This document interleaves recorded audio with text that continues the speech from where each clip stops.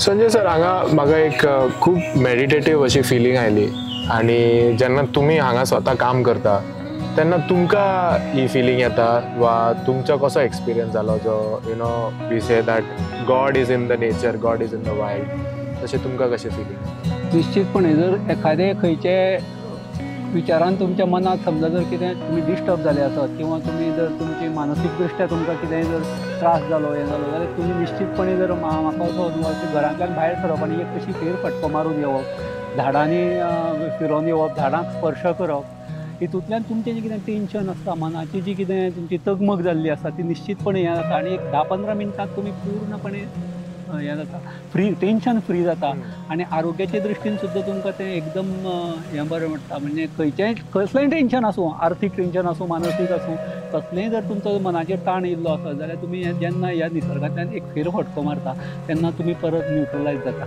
असो अनुभव निश्चितपणे येता. आणि तुम्ही केन्ना मेडिटेशनाक बी? मेडिटेशना आमी वेगळे हें अशें हें बसना, पूण आमची घरांत ध्यान धारणा दररोजची एक तास आमची हें चलतात. पूण म्हत्वाचें कुळागरांत वचप हेंच एक मेडिटेशन. जेन्ना तुमी हितूंत वयता तेन्ना तुमी झाडाची प्रत्यक्ष तुमी कितें तुमच्या मनात कितें विचार चलता, तुमी कितें उलयता झाडां बरोबर, कितें हें करता, हितूंतल्यान तुमची ऑटोमॅटीक सगळी जी टेन्शनां आसा ती निश्चितपणे कमी जाता.